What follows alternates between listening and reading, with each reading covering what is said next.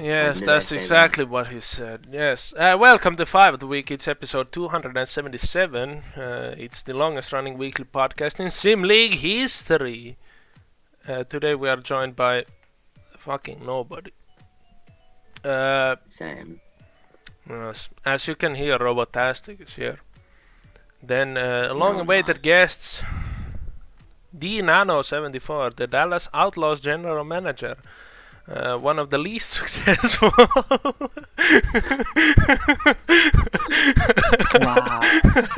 Don't do him like that, okay? Don't do him like that.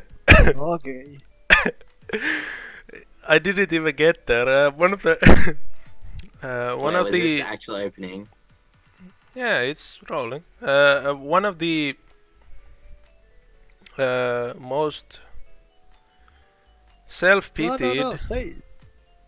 No, I was gonna say one of the least successful center slash power forwards in modern SBA history, but what I'm gonna say instead is one of the most self-pitied and therefore least successful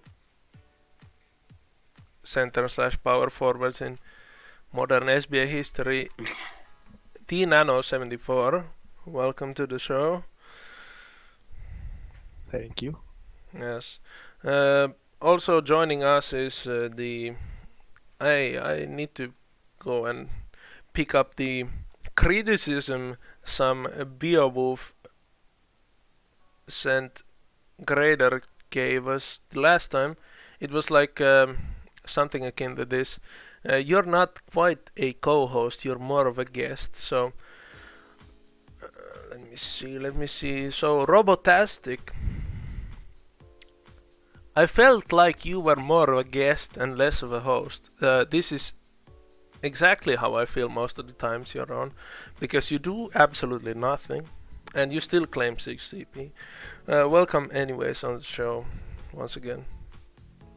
Yeah. I'm not gonna deny that I'm just a guest at this point. Yes. Then there are further added guests, the ghost of Bailey, or more commonly known as at KCCO. He's here somewhere, but not here. Replacing Bailey will be, much to the chagrin of us all, Zeke, that beast at 25. Welcome. Hey, Hey, what's your job title? What do you do around the league? Something. um, well, I'm an athletic director for Virginia, and I'm also a league writer. Sure enough. Currently, Zeke's professional player is playing for the Colorado Chiefs, a shooting guard freak. Once drafted to the Las Vegas Jokers, now, like I said, playing for the Colorado Chiefs. Then there are. I need to get my best singing voice out for this one.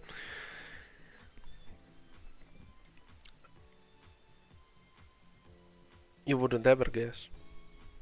The long-awaited podcast appearance for. I was gonna say league founder, but that's like complete bullshit. But yeah, complete. Don't go that far. Shane might be listening. Yes, the current league owner and all around a. He's become no. Yes, but no. In recent seasons, he's become both an athletic director and a general manager. Athletic director for the Oklahoma State Cowboys, and then the general manager of the Oklahoma City Rampage. A warm welcome to Molholt. That would be me. Yes. You all might know him from playing Ark and Stardew Valley. I don't know what else. Payday. Of course, Payday. In Payday, he wielded a large ass fucking minigun. and because it was from someone else's perspective, if I remember correctly, we couldn't really tell if he did anything with the large ass fucking minigun. But no, they survived and they made the heists each time. So That seems like we found our one viewer. the only one, yeah. I was here live listening to them playing Payday, and then I was also watching live them playing Payday, so it was not all for nothing. And then I don't know if this is gonna elicit a response of any sort, but we also have the other half of the NEW Tag Team Champions. I don't know if they are the current Tag Team Champions or not, but or if they ever were. Now that I think of it, I don't know. It's Amidas, the head developer of. It says SBA here, but I more called SBAO. Welcome either way. I suppose. I suppose which. All of the above. SBAO or SBAO? S I S just do bow. everything. S bow. Yeah. Do you fuse the B, A, and O, or do you leave it SBAO? It's That's actually pronounced Bob. That is also a credible translation of the four letters. that's maybe my new favorite.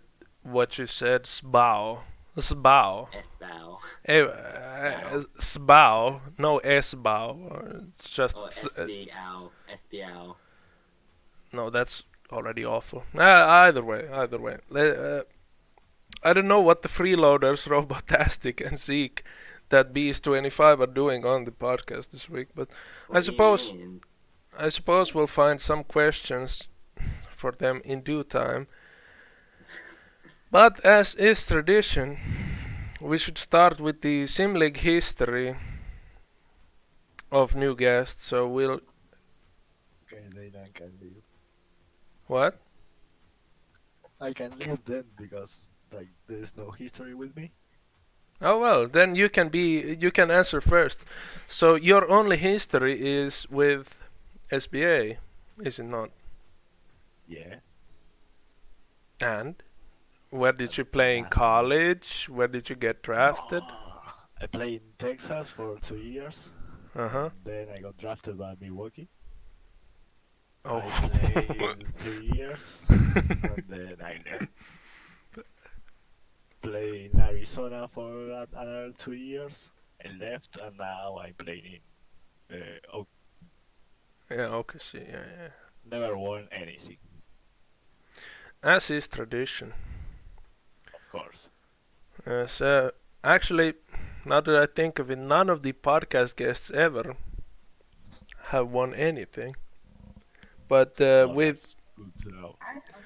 yeah, but unfortunately, you also had to be in the same episode as Mo and E. So yeah, well, you'll get trumped by them. Either way, Zeke is also a first-time guest. What's your history with sim leagues, Zeke? Um, well, SBA first, and I joined about 8 months ago. And Mhm. so I went to WVU or West Virginia, and I stayed for 3 years. And then I got drafted last season by my AD. That was my AD at West Virginia. And then this past off season, I got traded to Colorado. So you were traded to drafted to Las Vegas, but now traded to the Colorado Chiefs in your first off season. What a ride already! Um then was SBA your first sim league experience? I could have sworn you were like doing. Well, so like, yeah, I was just on Reddit, and so first in me was SBA, and then I joined EFL. Oh yeah. So you Yeah. joined the other leagues after SBA from SBA. About Yeah. 4 to 6 months after. Yeah, I see. Well, then I know this could get extensive depending on the, well, how far he wants to go with the answer. But Molholt, your history with sim leagues.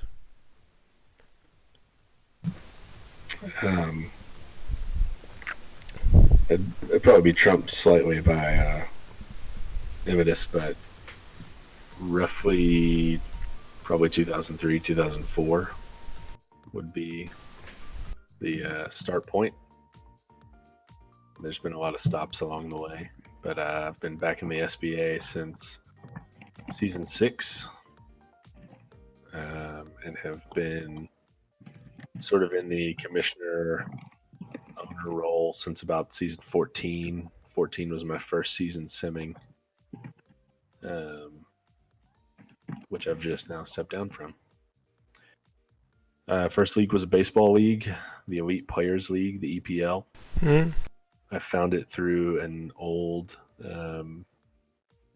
game that was at one point through ESPN, also was sponsored by Cal Ripken. It's called Ultimate Baseball Online or Real Baseball Online. It's basically a baseball MMO that is now defunct. A couple of guys I played with there were in a baseball sim league.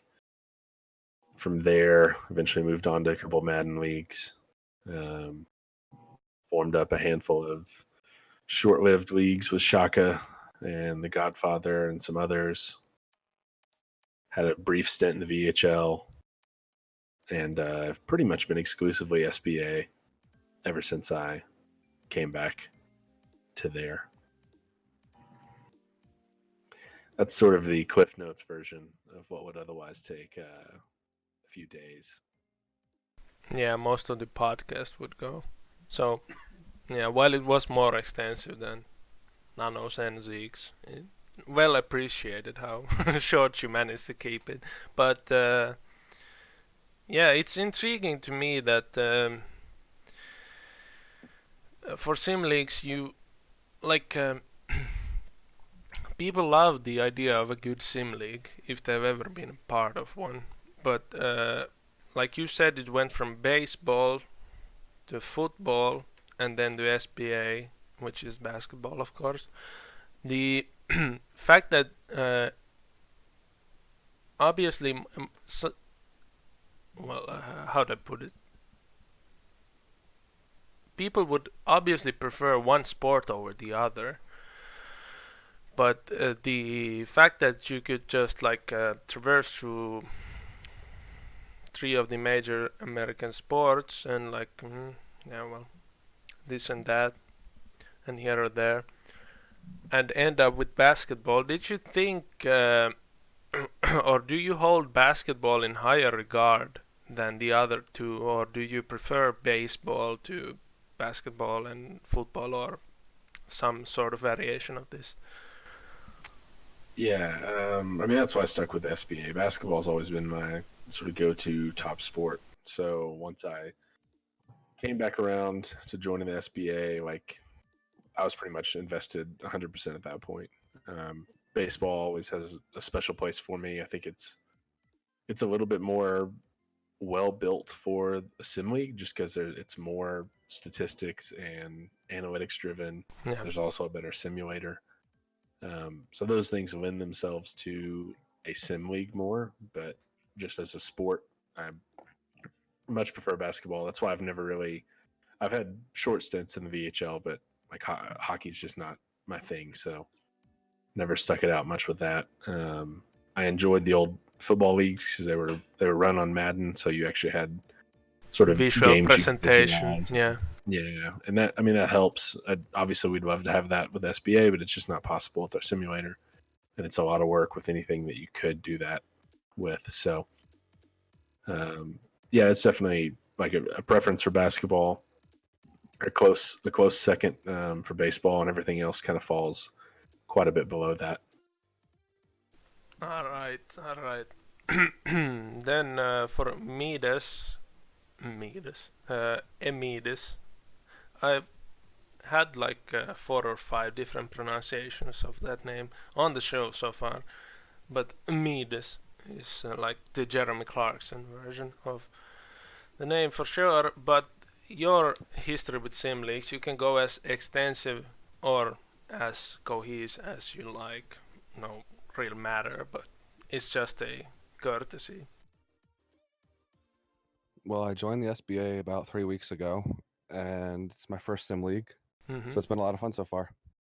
Yeah. Nice. What do you like the most? Do you like the SBO I really love, updating I or really the love the NCAA.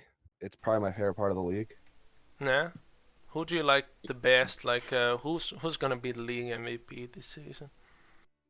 Probably me. Right, right. So uh, Jose Bash coming to a NCAA city near you. Exactly. Yes. So didn't get trumped at all by Amidas. Maybe some other week. uh, but anyways, what was so well? I don't know if the public requested this specific podcast, but I know Mulholt and Amidas both made some noise about. Well, it couldn't like I couldn't do this at that time. So it's good that we're here. So we're gonna specifically focus on those 2 people, but we can't forget Robotastics and the Zeeks and Nanos of this conversation. And seeing as Robotastic and Zeke are both athletic directors in the NCAA. Also, yeah, short plug for the real 5 of the Week intro.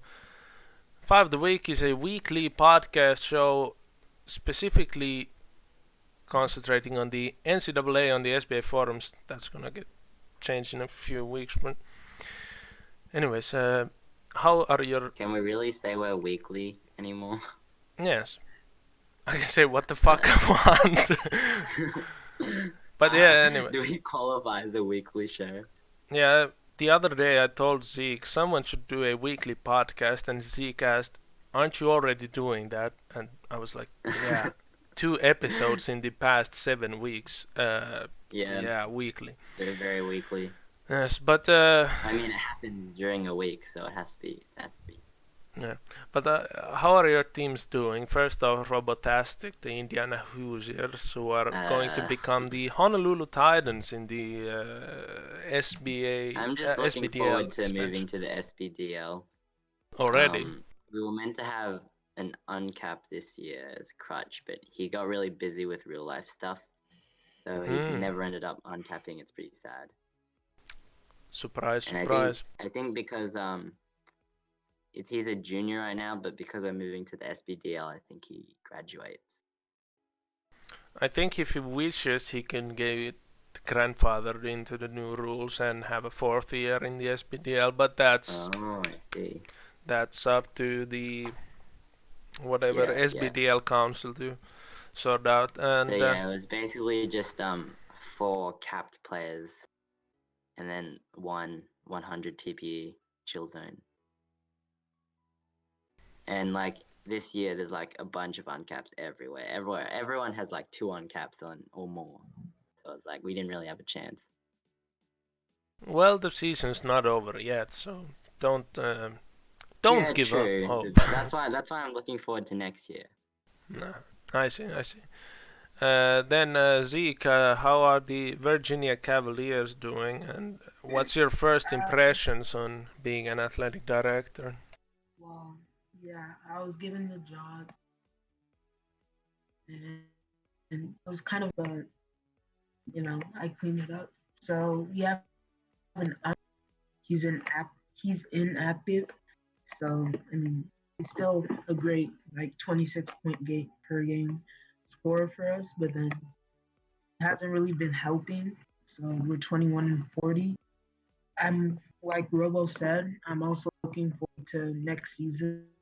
I plan on having 2 to 3 uncaps and then a good support. So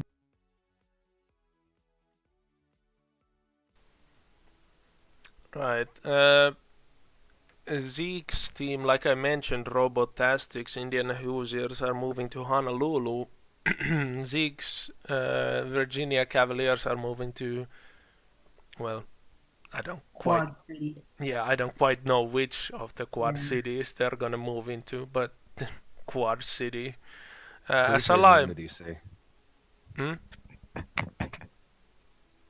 Ah, yes, DC City, Joker Asylum. Yes, that's that's exactly where they're going. Taivo, are you gonna be part of this or just creeping in? Part of it. Nice. All right, so you can also you can also I'll present you the question over again. What are your thoughts on the season and how are you? Well, I haven't talked to you a lot since the news about the SPDL came out. So, what are your thoughts on the changes coming to the NCAA? So I like this season a lot because we're actually over 500 this year. We've won more games than the past 2 years, and we're gonna actually make it to March so I can try out my playoff strats again and hopefully make it to the Natty. Right. About the SBDL, the news is actually pretty cool. It's a whole original league. We own all the logos, so we don't have to worry about any suing or anything.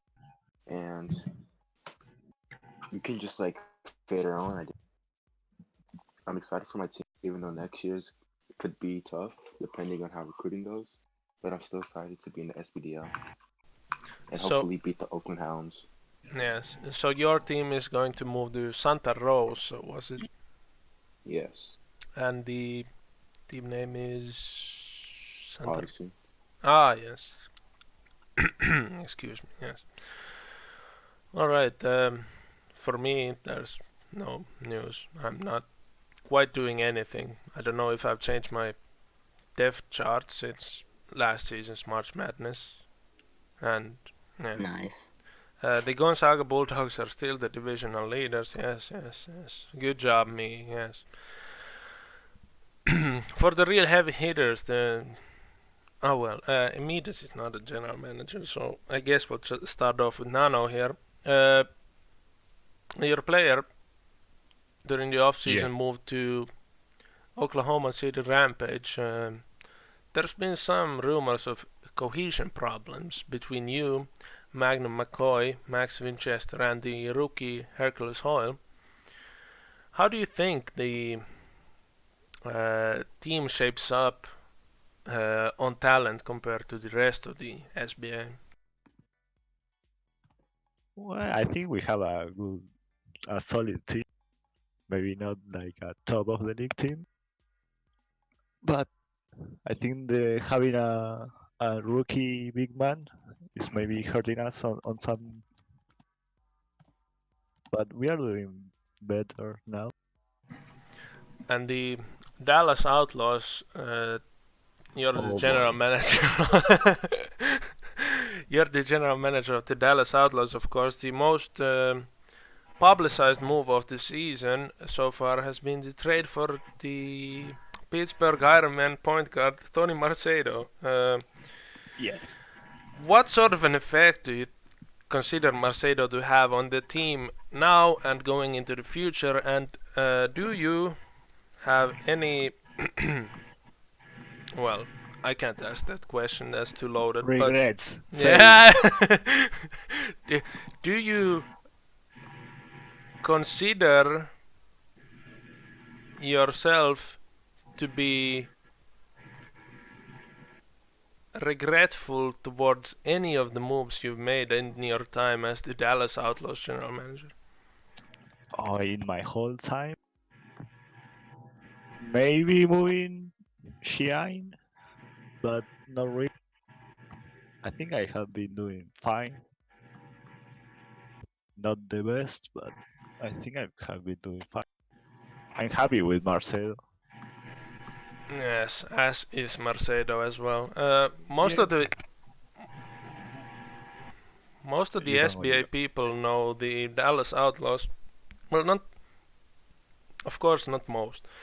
But some of the SBA people might know Dallas Outlaws as the perennial bottom feeders of the league. But you've been treated with soft, silky gloves so far in your public reception, and you've been given some credit for turning around the franchise so quickly. But I wouldn't. I wouldn't cut it out. The critics in the media wouldn't say competing for the 8th seed in the playoffs as actual success. What do you think is the future? Well, what do you think is would be the focus in the future for the Dallas Outlaws? Well, I think being a regular playoffs team will be great. I think we are headed toward that. Yes, Not and this season, but hopefully next season. yeah, and Detroit Velvets moved to much of my surprise. No shade on whoever the user behind Detroit Velvet Smooth was, but it's been a competent shooting guard this season in SBA terms and has put up quite a few 30 plus point per games. Point per 30 plus point games this season. And yeah, as you said, being a yearly playoff team is a modest goal, but something that should be quite easily in reach for the Dallas Outlaws. I could pull out this thing right now and tell you Yeah, how. we are like 6 games away from the X8. Yeah, now currently it's 7.5 games. There you go. Outlaws are 33 and 33, and the Rampage are 39 and 24. Speaking of the Both of them. Rampage, yes. So either way, you're competing against yourself and yourself alone. Speaking of the Rampage, their new and also soon to be former, if he is to be believed, general manager Molholt is here. What made you, really, what made you pick up the job again of being a GM? Is it that it's not too far from being part of the actual sim work, or is it just you needed someone to take the general manager job and like you were there, like fresh off the simming job and could do it yourself? It's probably some of that. Like, obviously, I feel decent about me GMing compared to some of the people that had expressed an interest at the time. Plus, it's a Oklahoma City team, so being pretty much the only member of any sim league that's from and in Oklahoma makes sense for me to GM it, at least for a while. Probably will stick with it for a bit, but like Nano said, the team's performing a bit better now, but still quite a bit inconsistent. Like, it never feels like we truly contend with the best teams in the league. And then we kind of handle our business against the bottom teams, but then you'll get a random game where we drop a game to a team I feel like we should have beat pretty easily, and I think that's where it gets frustrating as the season rolls along. But we have gelled a little bit better in this sort of second half, and hopefully that continues. From just a team perspective, we're like second in the league in APE, not quite as high on sort of a positional average, but we've got a lot of good earners and some good players. Maybe just don't quite have it all wrapped up in a nice package yet. That's ready to sort of contend for a title. But there's also, it's a pretty top heavy season this year. There's 3 or 4 teams that feel like they're not just a step ahead of the rest of the league, but like a few feet ahead from the middle of the pack and bottom of the pack. Yeah, it's sort of rare to have teams. Well, for an thought exercise, the current Arizona Inferno team, in another season they'd be considered a lock for the SBA finals, but with what's been going on with Brooklyn and Houston both, they might not even make it that far. And yeah, it's They oh never make it that far.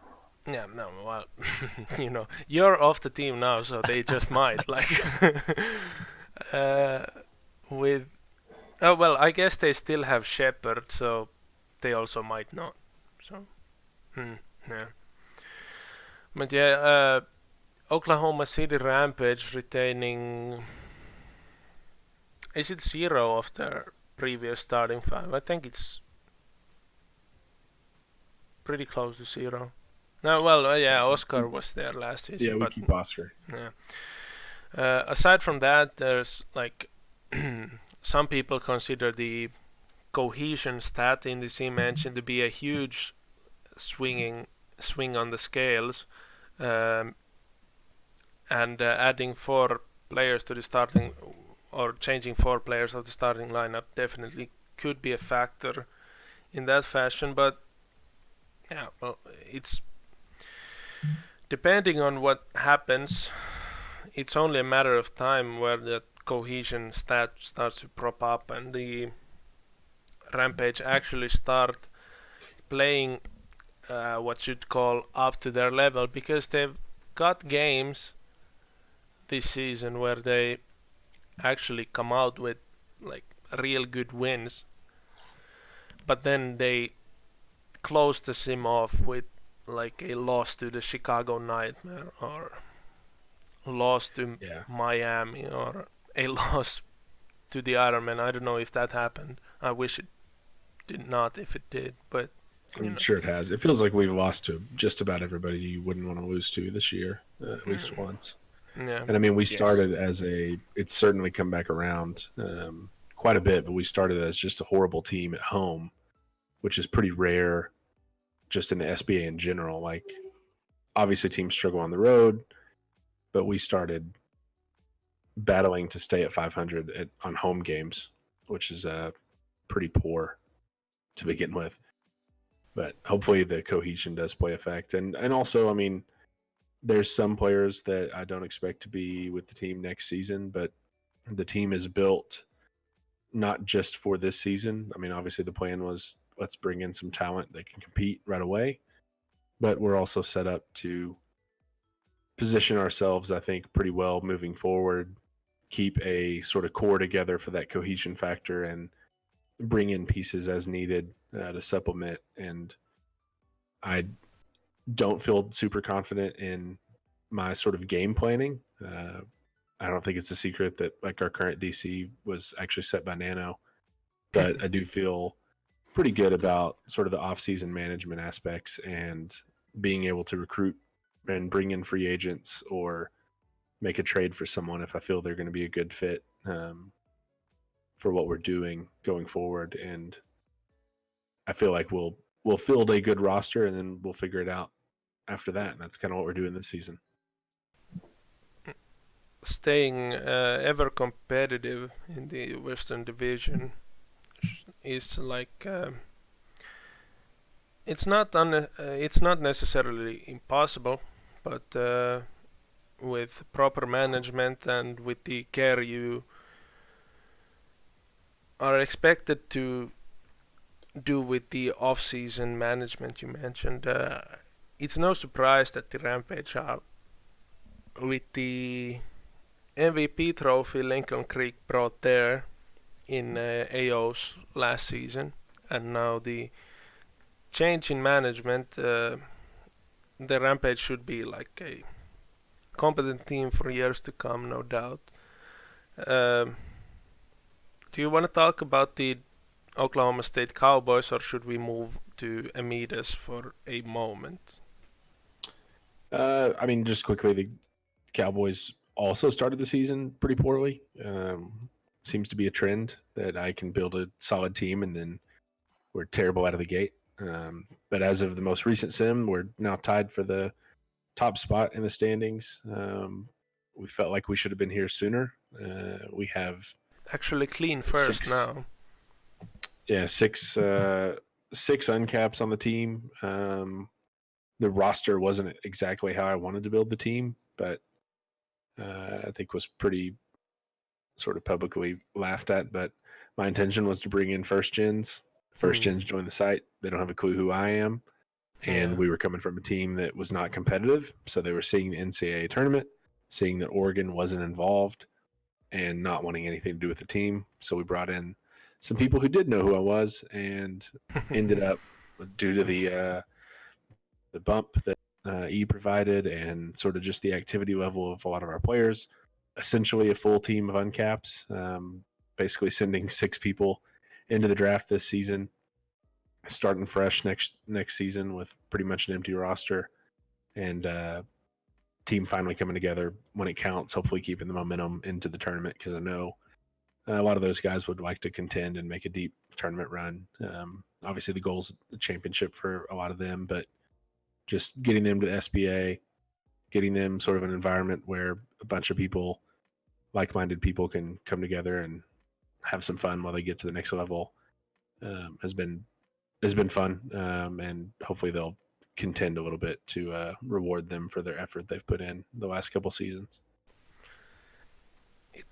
It must be encouraging also to see foreign veterans move on from their previous well notarized league jobs, like Go Sharp and Jogen and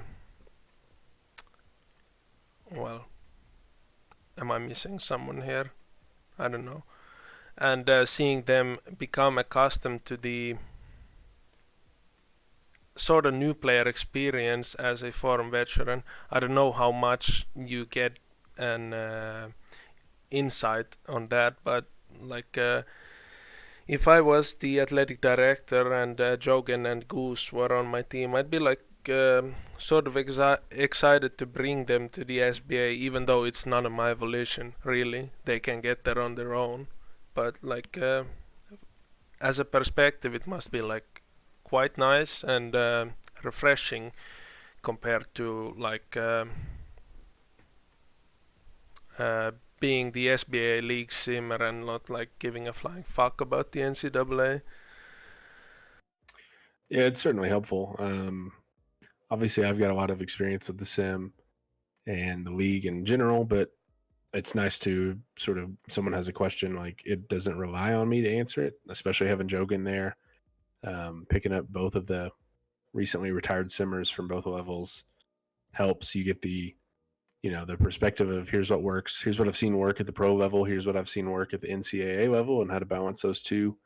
For those people that, I mean, some people care about performance in the NCAA, some people don't. So it is nice to have it there, and also just have those guys be excited about sort of a new player, and keeping them interested. Obviously, we expect when someone's going through the recreate process, we expect them to stick around, but it doesn't always happen, and we see people going active, and it's nice to see that people like that who have been around for a while, who've contributed a lot of time, especially simming like Jogan, that are just ready to go at it again and ready to send another player to the league, and still sort of passionate and on fire about getting back to the SBA and performing as a player. Yeah, both Amaral Masri and Jackson Sharp, the second, being out of the league this league season 41, so their attention and insight must be invaluable for a college team, even moving forward. But it's a weird choice. Like we opened it up where you could sort of keep a pro player at the same time as your uncap, and for both of them to choose not to do that. And in fact, J. Cool, the same thing, with his pro player gone, only an NCAA player. It's interesting to see that all of them sort of chose to just have the one player at a time and not be updating a SBA player. Yes. Then we can go with the I don't know if I had any specific questions lined up. What's new on the stopping the Brooklyn Bullets front for Amidas and his merry crew of pirates next season? Well, we have a couple people that are already on board, and more of the league it keeps joining us every day. Everyone hates the Bullets, so it's pretty easy to recruit people to. Oh, well, I shouldn't tell Nano that, so he won't hit me with tamponing. Tamponing. How's Las Vegas been treating you? Do you think you've gotten most of what you signed up for, or is there still something left to expect? Our GM is pretty abusive, actually. He's Oh yeah. yeah, he doesn't know what he's doing. He puts everybody in the wrong spot. I mean, we give him DC suggestions, and he just doesn't follow them. So, what can you expect? Right. Well, for uh, starting general managers, it's always a learning process to become actually great at the craft. What would be your best tip if you could like out it out in public now? What would be your number one tip for Danger Golding? He needs to institute some culture into the team. Right. Well, any guesses on what culture means? Zeke, what's the culture like in Colorado at the moment? Zeke, you here? Well, Robotastic then. I really don't care Yep. about the answer, but what's the culture like in Brooklyn? Well, it's very good. There's a lot of people talking all the time, Mm-hmm. talking about the latest hate articles on the Mhm. Brooklyn. Yeah. You suck. It's Mm-hmm. very fun seeing the hate, Mm-hmm. Mm-hmm. We talk a lot about builds and stuff Mm-hmm. and scouting people in the draft, etc. Mm-hmm. Oh, how many first rounders does Brooklyn have this year? Do you know? Just one. Only one. Oh, I think maybe two. I think. I wonder. Uh, you've recently been coaxed by the general manager of the Brooklyn Bullets to upgrade your three-point shooting to 80.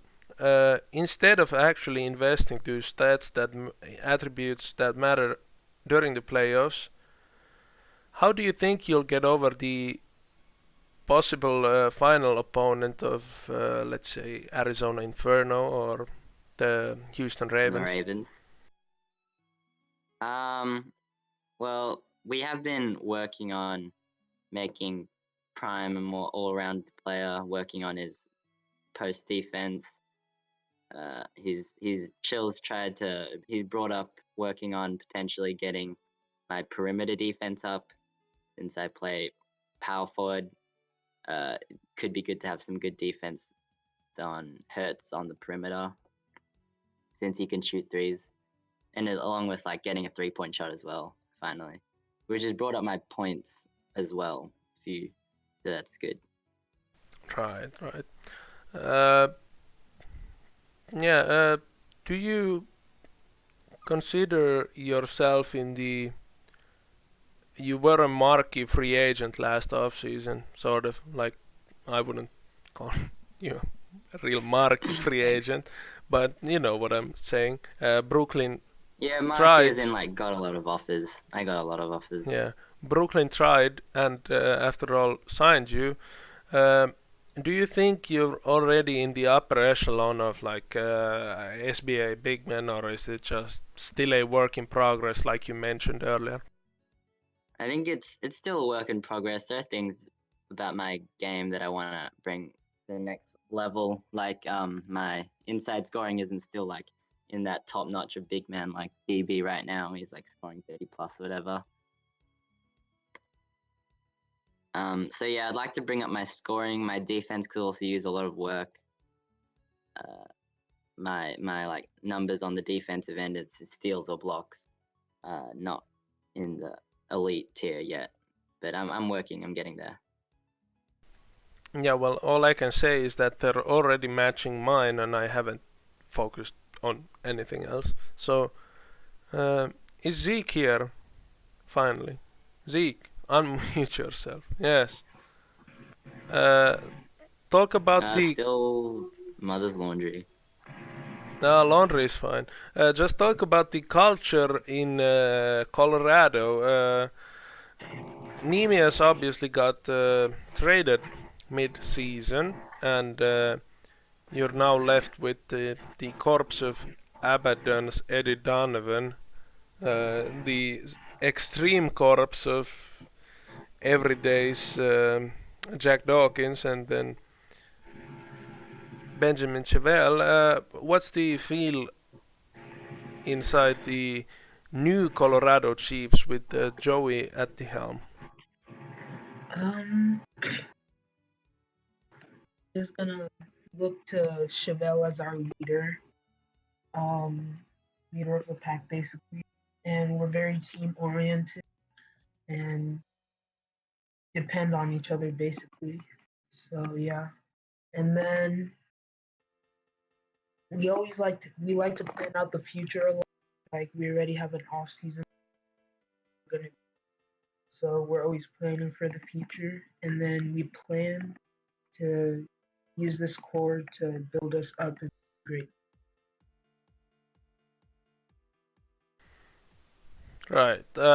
For Toronto, the last I've heard of Toronto was Mr. Splashman saying the Toronto locker room is quite quiet. I don't really mind that, seeing as him, Sixers fan, and Jays fan are all like actual seasoned veterans and kind of know what they're doing, some more than the others. But Taivo, what do you think about the general feel in and around the Toronto Thunderbirds? The cap restriction might pile on soon enough, but you've got quite the squad rolled up night by night. Yeah, we have a good team. The locker room has been quiet ever since Ace got appendicitis. I just like for a few weeks it was just quiet. We were talking yesterday, and now it's quiet again. This team right now we're only the 4th seed, but we are better than a 4th seed. We can make some noise in the playoffs. I think that this team could actually make it to the finals. Yeah, I wouldn't really be opposed to the Toronto Thunderbirds making the finals because with Michael McConaughey Jr.'s playoff pedigree, well, one might consider it more negative than positive, and the young guns.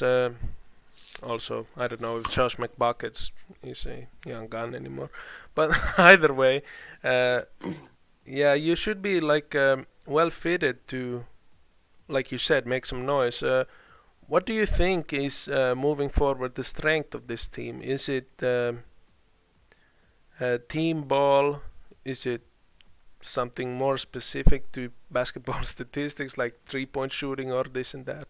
Or what do you think? Our interior defense. Right, right. As long as MMJ and Wall both are on the team, that should Yeah, quite we can score inside. yeah, that should be quite the premium. I wonder, this is a real tangent on that one, but I wonder where Sixers fan 594 made this article about his upcoming Recreate player.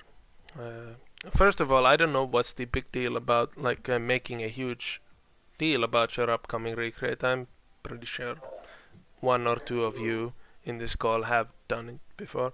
But either way, the part where he said he is gonna be a offensive power forward, high scoring power forward. I only wonder if that's the same thing he said when he was creating Michael McConaughey Jr. and Yeah, now I will.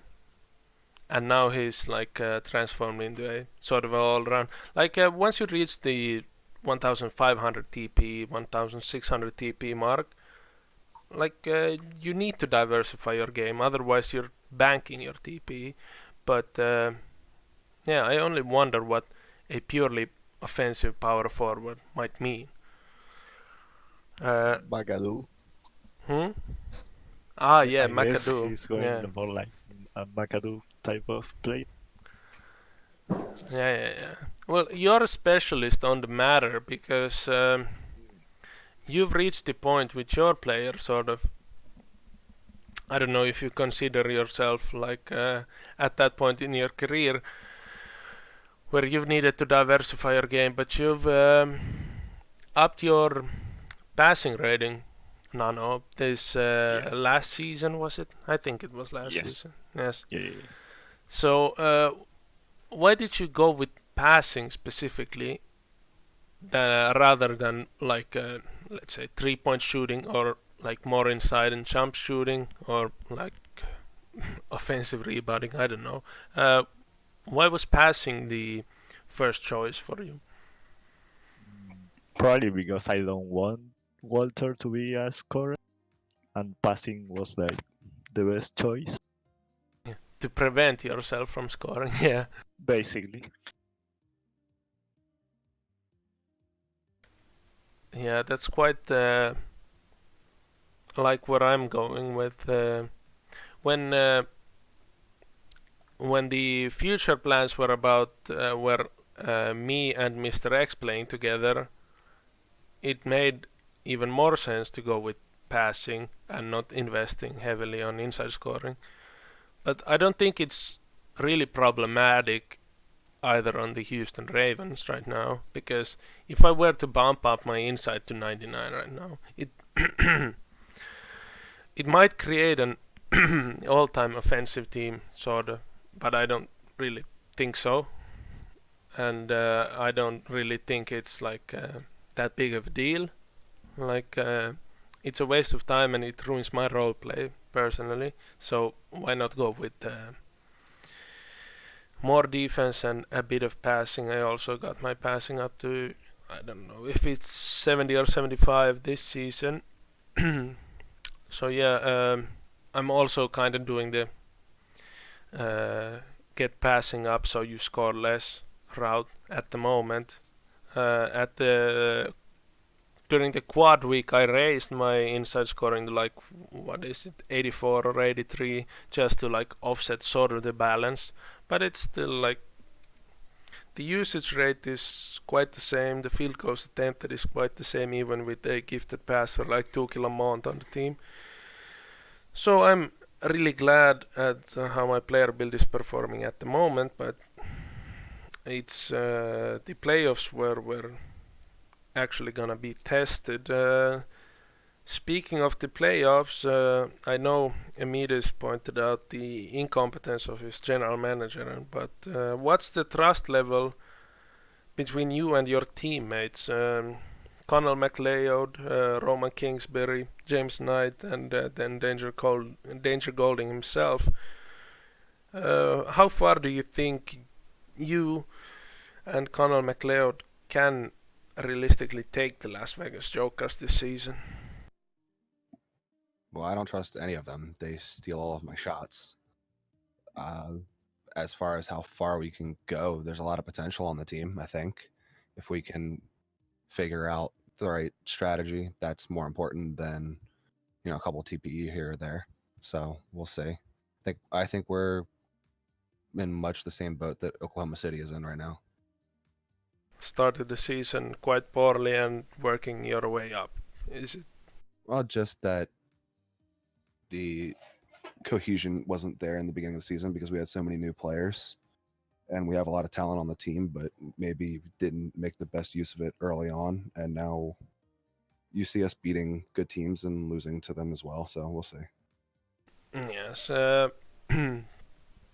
One thing this season was a major part of the news cycle was Mr. X's preseason shooting percentage. It was something like 73% field goal percentage. How gutted are you to see that waver off during the regular season? Obviously, it's to be expected. It's not typical to withhold a 73% field goal percentage, but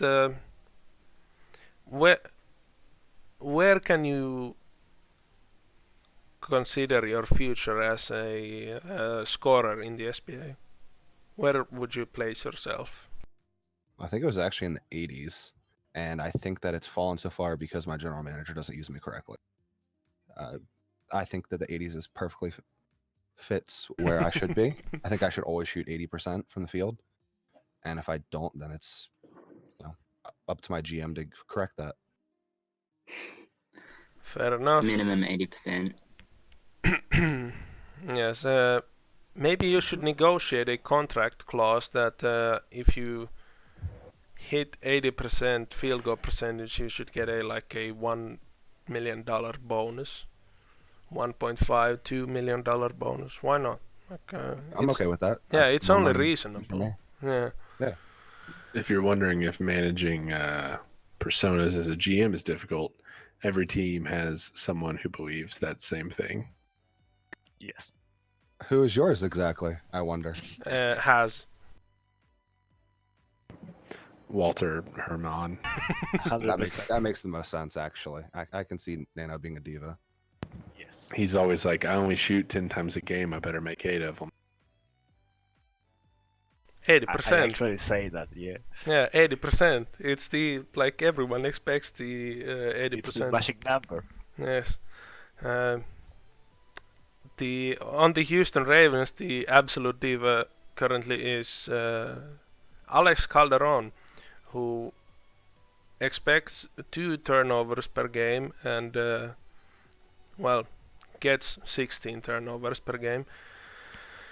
Speaking of turnovers, you steered Magnum McCoy this season towards more handling and less turnovers after the atrocious first couple of sims, averaging, 8.4 turnovers per game. Do you think it's paid off, or do you have second thoughts about where you could have allocated the TP for Magnum McCoy? Not necessarily second thoughts. If you're an inside scorer position for at least 3 times a game, so I knew the points were only going to work to a certain level, and that level was hopefully getting more consistently in that 3 to 4 range instead of 5, 6, 7, 8, 9, 10 plus.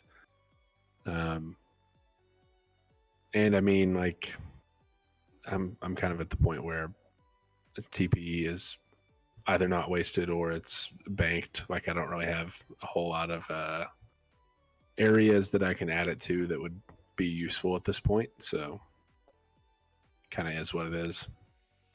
Yeah, so it's like adding to your game is like found change. Like you've already rounded out your build, and then it's just giving a little bit of edge to it, so to say.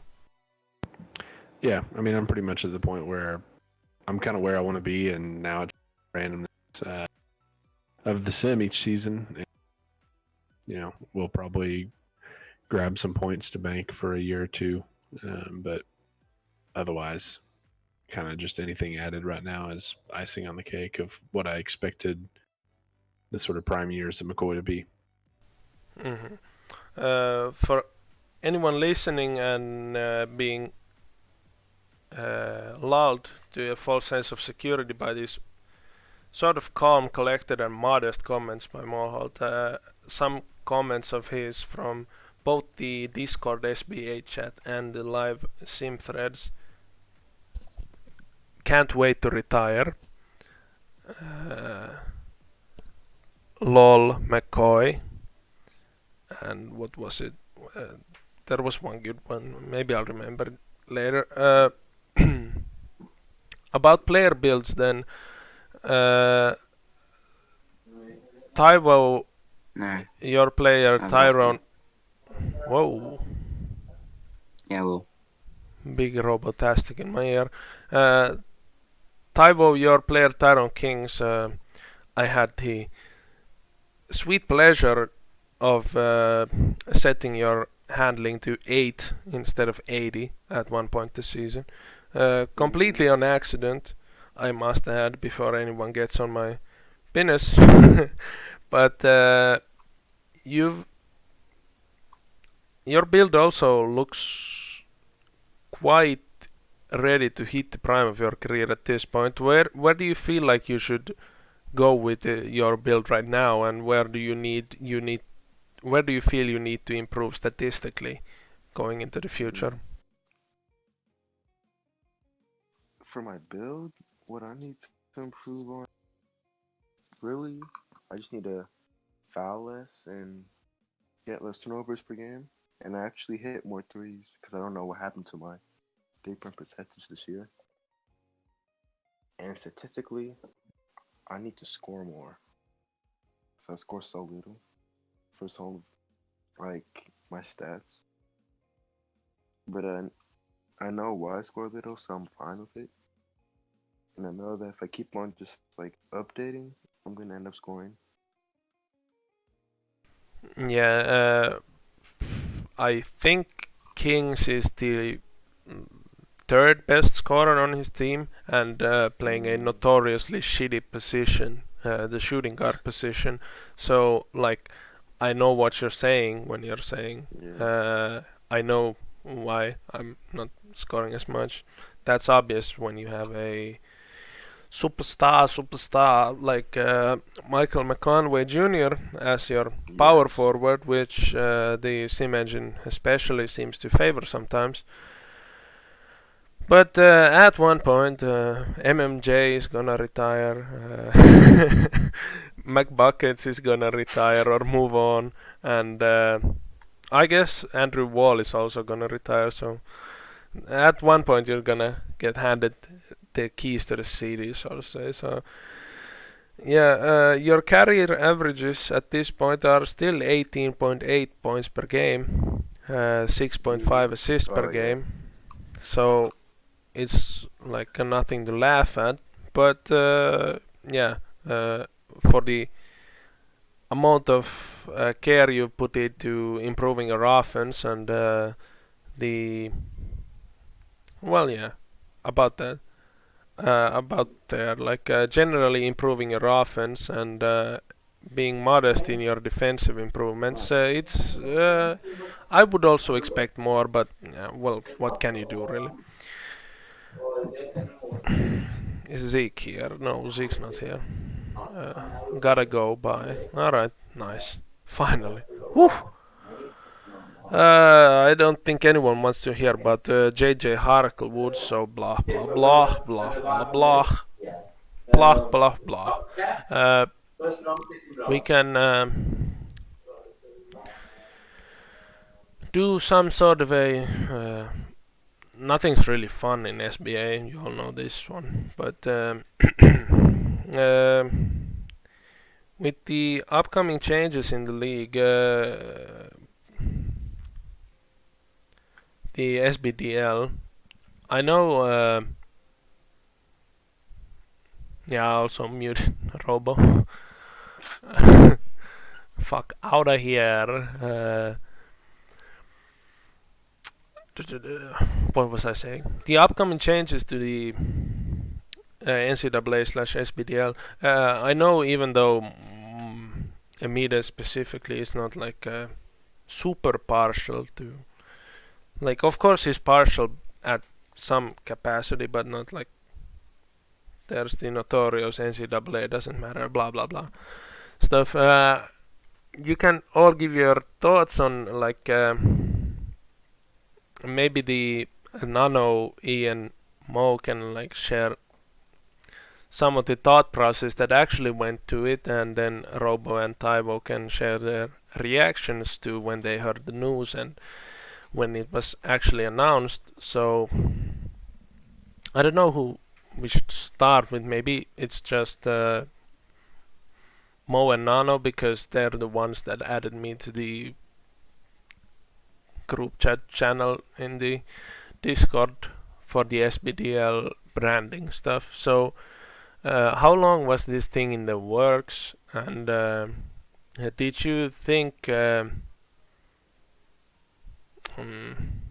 would you say it, were you surprised with the success of the donation incentive drive thing that was out there for the logos and the branding and all the other stuff?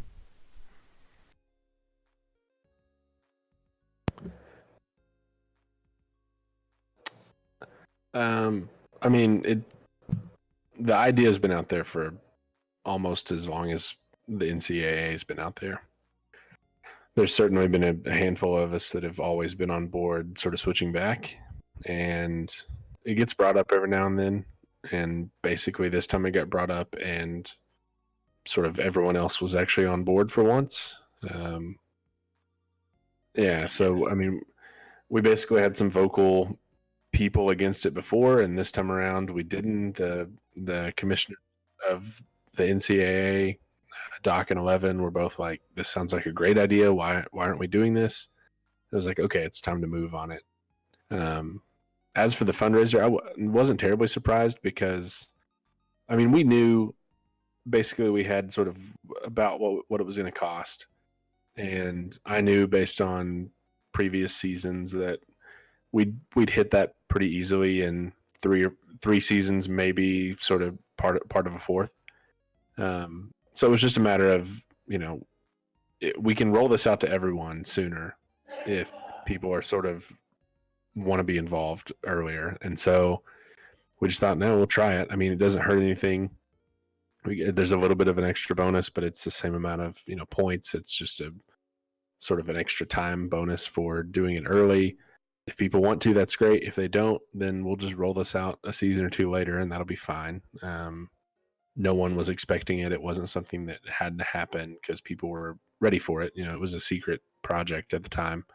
So once we made that decision, we sort of just went with it, and it worked. And I'm not terribly surprised that it worked. I'm a little surprised at how much it worked sort of at an individual level. Like, I expected a lot of people to do sort of like a $20, $30 and just sort of as a collective group, but it started going so quick that people were doing sort of the longer benefits that then people were asking, well, I want to get in on this, but it's going to be finished. And it's like, yeah, I mean, this is going quicker than we thought, and we didn't want to keep asking for extra money. So it was like, as soon as we got to that point, I did want to like shut it off.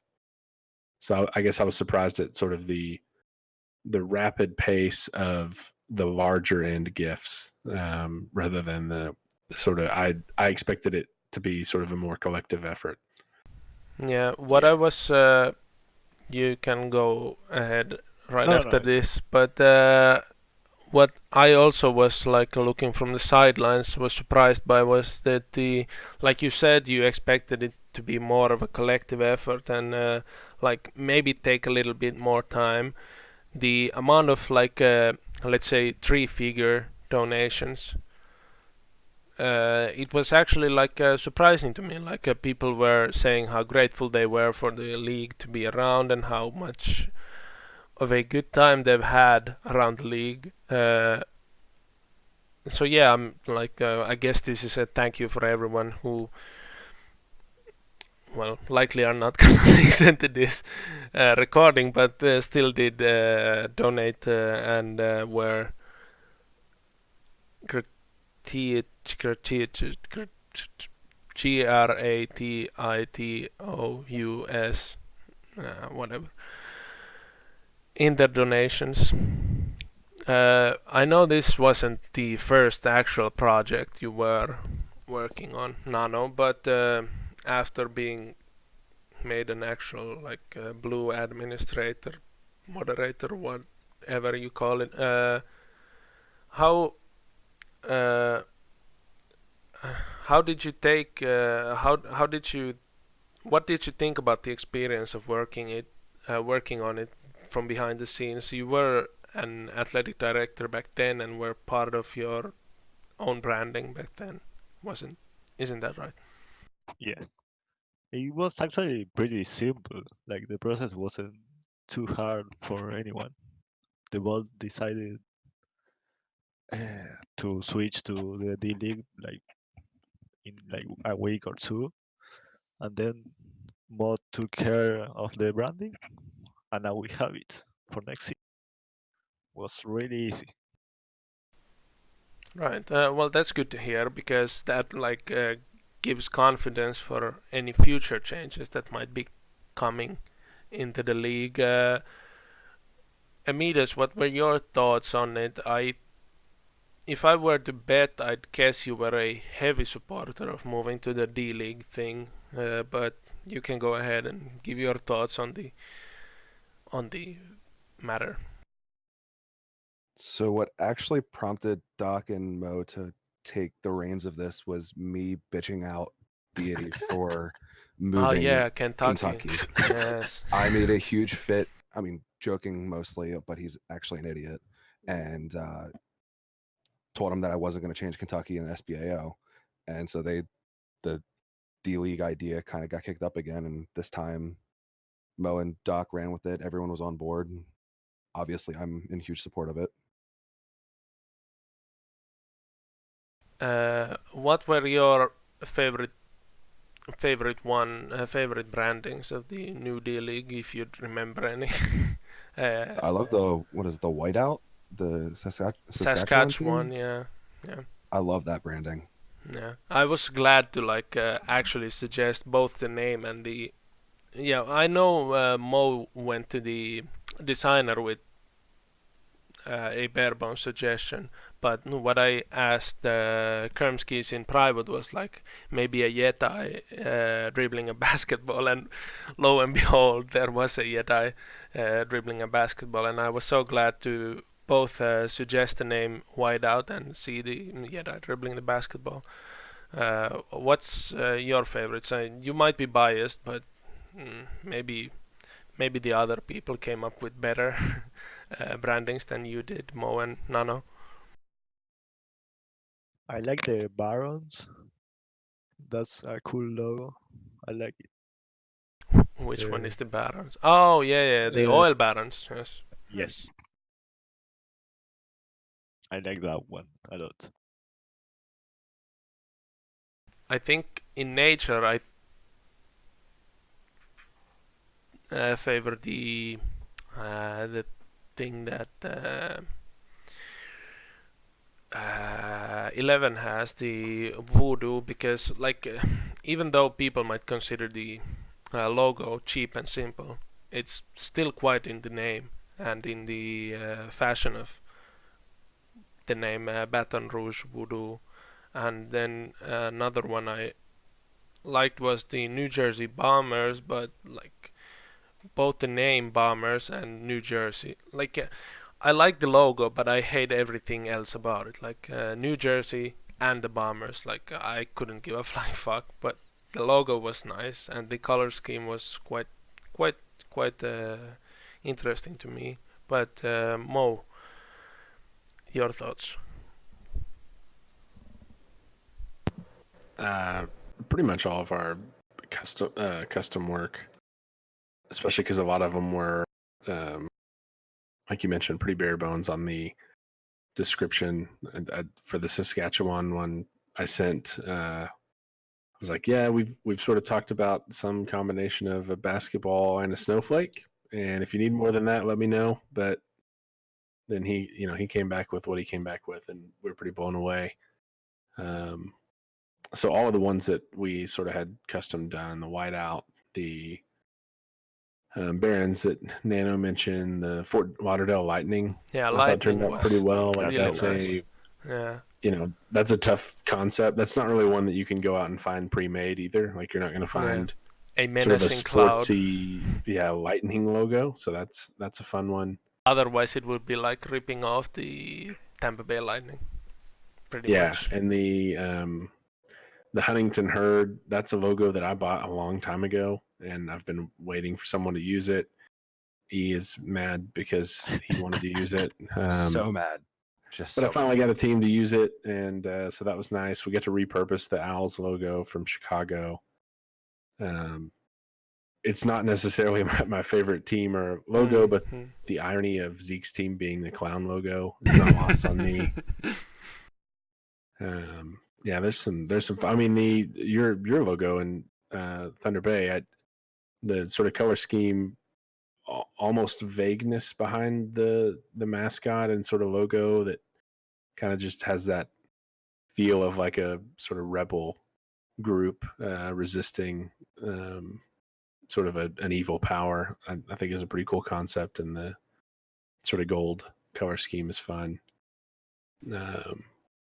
I mean, like I said, all the custom ones. So like the Hydra logo is pretty good.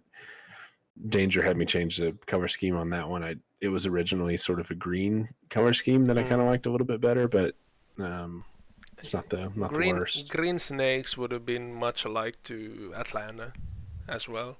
Like Yeah, that's even if fair. it's 3 snakes and it's called a Hydra, green snakes it's much like Atlanta to me. Like I haven't seen it and I can't quite envision it as green, but like verbally The thinking about it, yeah. I like Nano's location and mascot combination. The sort of first venture into a team in Mexico before his own, and the Lewiston Lobsters. That one was actually pre-made, but it was pre-made by the designer that we have do all of our custom work. So I found that one and I was like, man, I really like this one. And then I looked and I was like, oh, well, no wonder, because it's the guy who does most of our other logos. So he actually gave me a cheaper rate on it than I could have got from sort of the pre-made location. The Triceratops logo is like, it's not like my favorite, but it's funny because sort of the opposite of that situation. I was reaching out to some other designers to sort of get their rates to see if they were comparable to who we usually use. I happened to see one of them that I reached out to had also done this Triceratops logo, and I asked him, thinking, well, maybe I'll get a better rate buying directly from him as well. And he came back with a price that was like way above what I could get it on the site he had it listed on. So then I was just like, yeah, I'm not going to reply to this email. I'm just going to go buy it from there at a much cheaper rate and fuck that guy. So that was just a fun. I sort of tried to play. I tried to get a discount, didn't get one, and then ended up he didn't get sort of as much as he expected to get from me out of it. So I appreciated that. SBA wins. Yeah. I think the about the Resistance logo. I should send you some other day when I remember to do it. The recruitment letter I sent for a pretty prominent recreate coming up. It was like with a sort of like like you said, vague and kind of obscure sort of mascot slash logo slash branding. It takes some role play if you really want to live up to the Resistance name. And what's the Resistance? Like, it's just not the bird. What's it called? Yellow Hawk was the logo name. It's something more than that.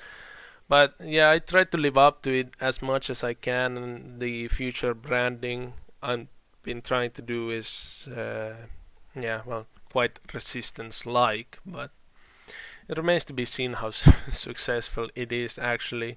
I know it strikes the fancy of a lot of people, the fact that it actually has like a clear-cut identity. It's not like as an example, the Huntington herd. Hey, come on, join us, become a elephant. What was it? It's not an elephant. Isn't it an elephant? I don't know. I think it's an L. Yeah. Or Yeah. the honey badgers. Hey, come on, make yourself a honey badger. Like it's sort of lame, but it's also much like a college mascot. So people might like one over the other, and I can't fault them for that. But the Resistance is like a if I gave it all my attention, if I didn't have any other stuff to do, specifically SBA League simming, I could like make it a real big deal. Like Yeah, well, once I send you the thing, you'll see. But Robotastic, once you got the news that the NCAA was moving to a SBDL format, and you had to take care of your own future branding, what did you think of the news? How did you receive the news? And what made you go with Honolulu and the Titans specifically? Well, when I found out, like, uh, a while ago, yeah, well, a while ago, I was very excited because I'm not a very big fan of the Fuchsia's current logo. Like, I don't know, just poopy red just isn't my thing. Um, so after that, I went through a lot of logos to see what popped out to me, and the Titans just I like blue. I like uh I like Titans, and Honolulu is like a unique place that I thought I could really brand myself well on. It's just like, oh, this different, it's unique, you know, to bring in recruits.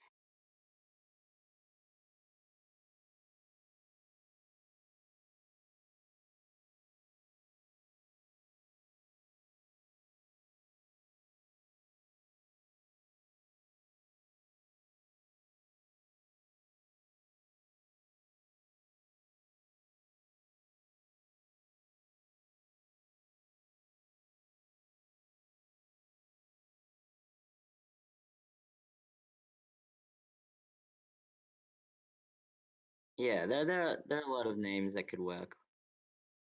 Nice. That short 20-second speech was muted. Anyway, what I It was was. saying for me, what I was Oh saying yeah. was, what I was saying that the Titans are a good name, but my first reaction would have been it was the team was called Guardians, but yeah, that's the Titans. I have no problem with them. And then Taiwo, I don't know if you were in the same group with Robo. I don't know. Ah, we weren't. We weren't. Yeah, I don't. Also, I don't know if you were before or after Robo, but how did you take the news? I'm not sure if you've grown like have a relationship or a affinity to the Texas Longhorns yet. But how did you take the news, and what did you think of the freedom to create your own branding?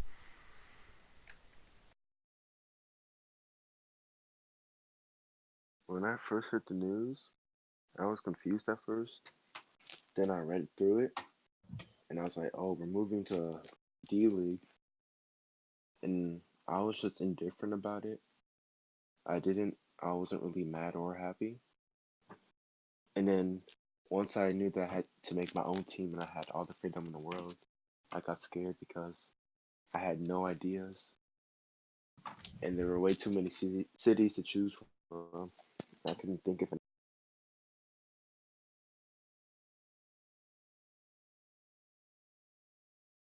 Yeah,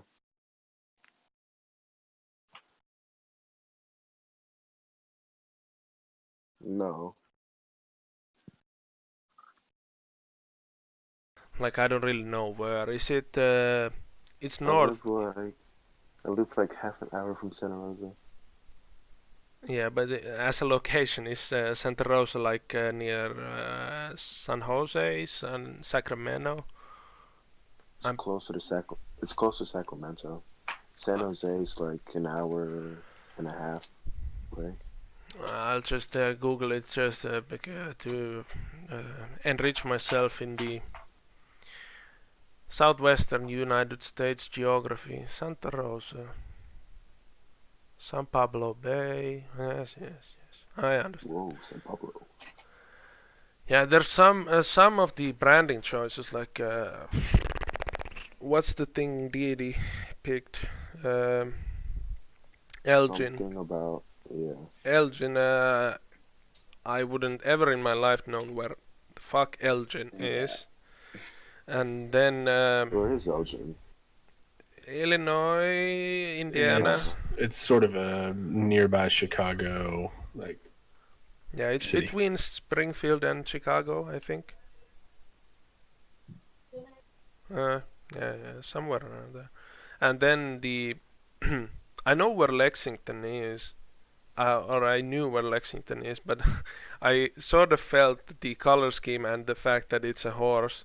It was ripped off of the Dallas Mavericks. Hopefully, Mark Cuban doesn't hear this, so he won't get up in arms about it. But the color scheme and the fact, obviously, it being a horse, reminded me of the Dallas Mavericks, which not usually a wouldn't be a bad thing per se, but most of the other stuff seemed quite original and quite detached from the real world to me. So I'm not sure how to feel about that one. Uh, if you were a new, let's do a one quick one before it strikes 8 in the morning. If you were a new create joining the SBDL next season, which one, if you had to pick one of their branding and location, geographical location, where would you like to go the most as a up and coming player? Taiwo, you can go first. It can be your own team for all I care, because you know you got the choice of picking it, and you likely know how to make it more familiar to yourself. The thing is, I don't really know a lot about the logos because when all the logos came out, I was in the woods and I had no service, Mm-hmm. so I barely checked them. But I know for location, out of all the teams, I'll probably pick Honolulu because it would be cool to play in Hawaii. The logo, I like Kermsky's. I like his Kermsky's logo. It's pretty cool. So yeah, those are the two teams I'd like to play for the most. Robo, once again, it can be your own team if you like, but if you were to join the league right now, what would strike your fancy the most?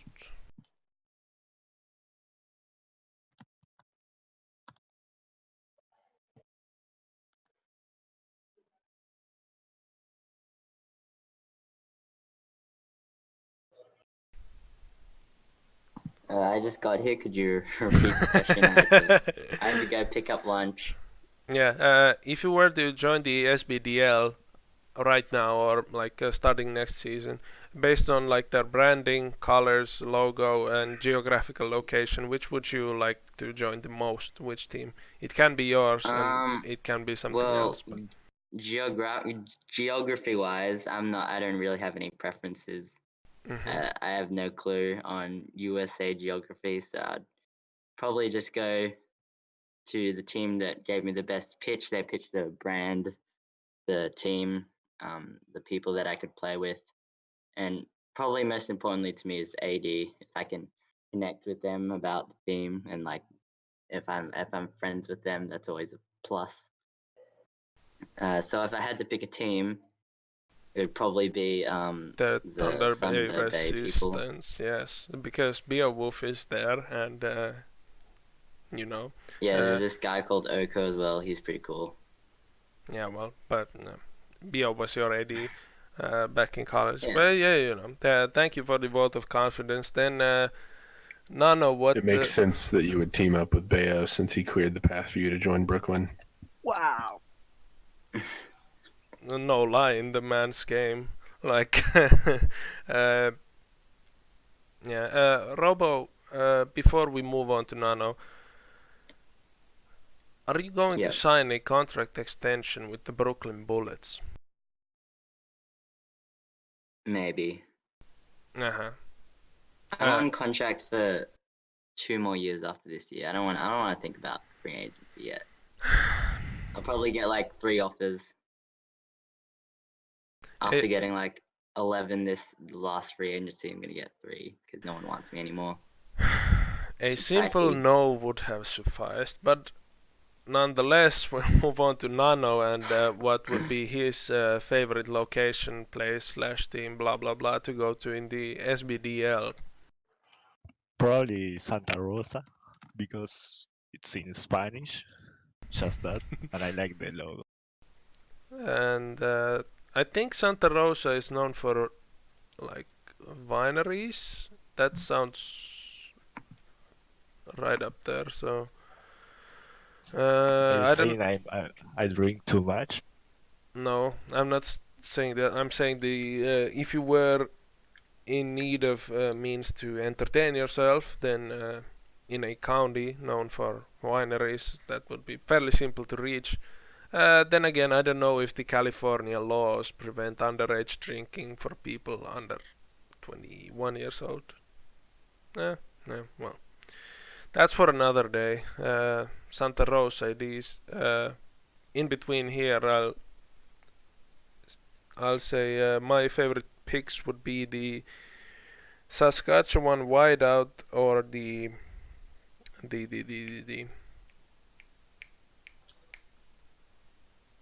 I can like picture the logo in my head, but like, do I really need to go fucking see what's the team name?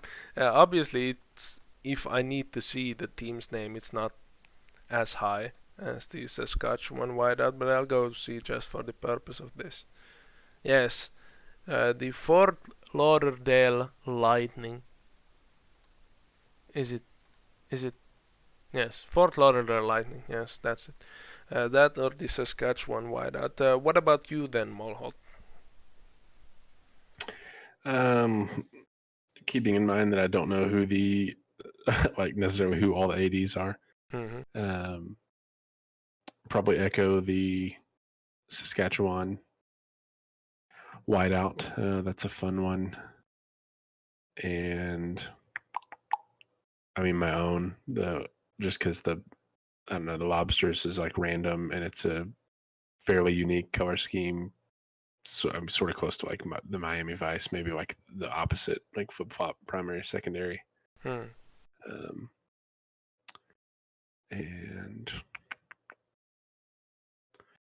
I mean, probably like if Nano hadn't also rebranded Dallas, the Cockerels would be a fun destination as the sort of only team in Mexico. But now that they have blown it out of the park with the Dallas rebrand, I'd much rather sort of go there than the SBDL version of that.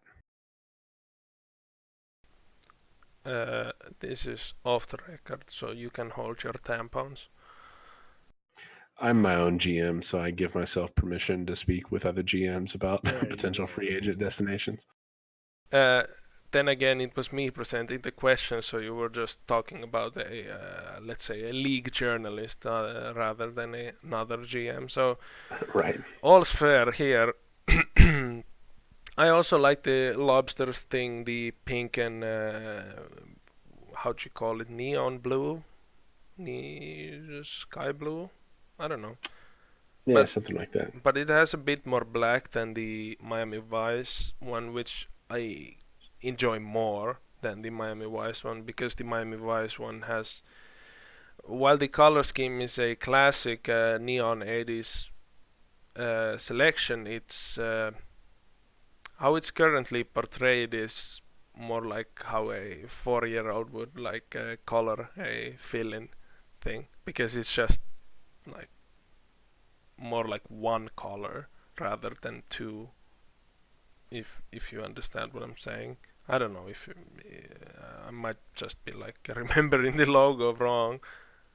It's more like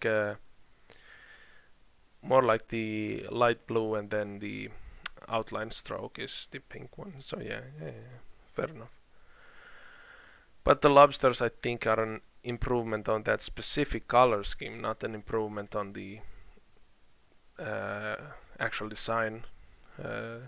To be clear, but at least on the color scheme. And then Emid, what would be your pick to, if you remember, at least 4 or 5 logos to go with? What would be your pick to go to of the upcoming SBDL teams? Well, I mentioned that the whiteout are my favorite logo, but I wouldn't sign with any of them. Nobody went to the DC, Maryland, Virginia area, so I'm not playing for any of you. Right. Well then, we to What recruit about the DC Quad City? Oh, you know what? You're Asylum. right. I can play for the DC Quad City team. You're right. All right. So my next recreate is going to Zeke. Unfortunately, Zeke was not here to hear this, so he'll be disappointed, sure enough, when whatever. I was gonna say fourth Amides player comes around, but I don't know if it's the fourth. I think it might be the fifth. Fifth. Yes. Yeah, so I was correct. Sort of. Correcting myself. Either way, it's this episode is way too long for anyone to listen without the parental. What's the fucking words are escaping my mind right now. Thank you everyone for joining. Taiwo is Robotastic, Nano, Molhold, and then Emidis, always his jolly old self. It has been the episode, whatever I said, 621 of 5 of the week. I'll see you again, hopefully never. Thank you. Bye.